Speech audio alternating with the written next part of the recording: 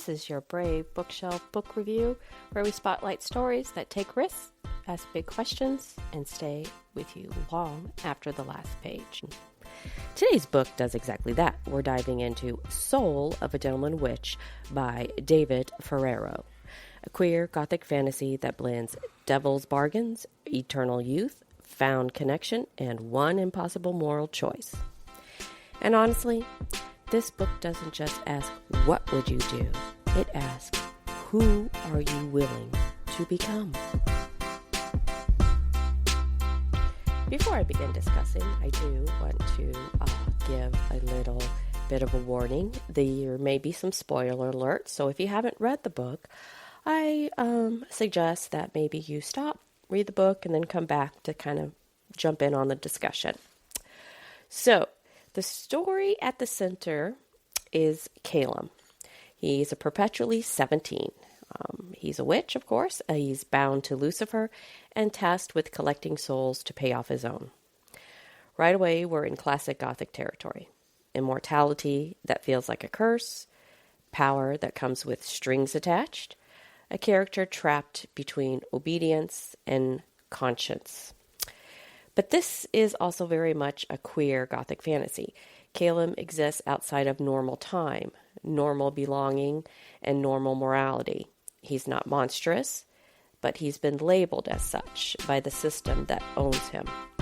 Which brings us to the heart of the story. Innocence versus survival. So Calum's final task should be simple. Escort a boy named Augustus, Augie, from London to America before the blood moon. One job, one soul, freedom at last. Except Augie isn't what Calum expects. Augie is kind, earnest, gentle, and worst of all, innocent. So the moment Calum realizes Augie never sold his soul, the story cracks wide open. Suddenly, this isn't about finishing a task. It's about whether freedom is worth the cost of becoming something you can't live with. This is where the book shines emotionally. The horror isn't hell. It's the realization that doing the right thing might mean losing everything you've worked toward.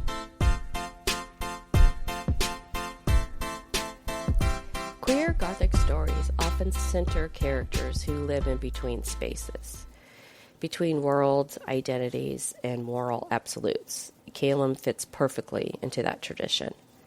He's not allowed a future. He's not allowed innocence. He's not even allowed to age.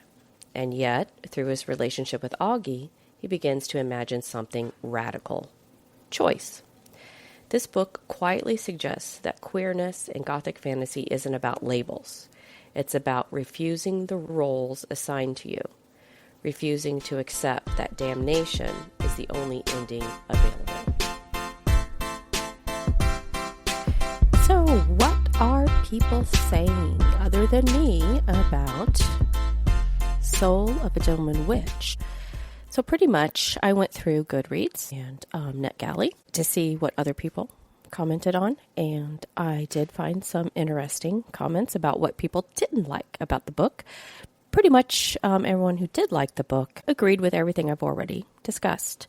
But let's go into some things that people didn't like about the book. So on Goodreads, there were 3 stars from Catherine, where she complained, I just didn't personally find the plot very interesting. There were also times it seemed to meander and drag in ways, but at the same time, there was too much going on and too many characters coming and going. I went into this expecting more on the romance as they traveled together, but instead it was an action-adventure thing, and Calum and Augie didn't spend much time together. I'm sure someone who likes heavier fantasy action plots will enjoy this a lot more. And that's true. I would agree with her on that about the romance. I would say the novel is nonstop action. From the moment you open the first page, you're going. If you're not into those kind of books, then yeah, this isn't going to be for you. Because the first scene, I believe, he has a run-in with Oh my gosh, I read so many books. I'm trying to think. He has a running with some demon, and then he hides a little girl, and it just kind of goes from there. It's just one thing after another. But also, too, I think that's the author did really well find those quiet moments in this book where there was a lot of action. He also did well balancing it with some quiet moments with Augie and Colum, and then also, too, with the other characters in the book. Because all in all, it was about finding family type story. Going on with the Goodreads NetGalley reviews, there is a 4-star from Emily, and she says, I wouldn't recommend giving this book a read if you're only interested in the romance. Like I mentioned earlier, Augie isn't really that present in the story, so the romance is a bit flat. However, I do think it's worth the read for Calum's story and character arc. And I do agree with that too. And I wasn't hurt at all about the romance part, and it was very light and sweet romance. It felt like Downton Abbey. It was very sweet. It was just nice touches of the hand, looks in the eyes, maybe a kiss. It doesn't really get into those spicy parts like which a lot of people do like in romance. And I do agree too, there wasn't much Augie and Calum time together, but there was enough for me to know that there was a spark, and that's all I really needed.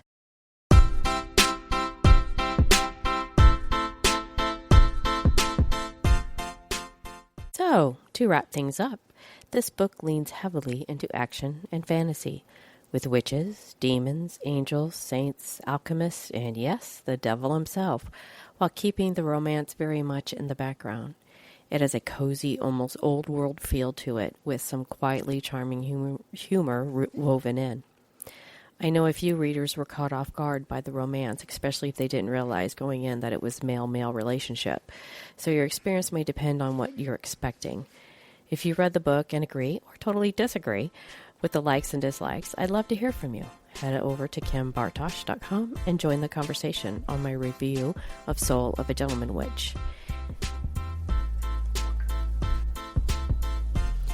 In closing, Soul of a Gentleman Witch by David Ferraro asks a deceptively simple question. What makes a soul worth saving? And maybe the real answer is this: anyone who reminds us of who we used to be, or who we could still choose to become.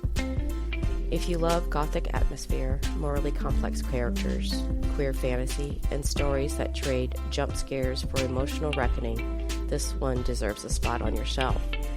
Thanks for listening to The Brave Bookshelf. Until next time, read bravely.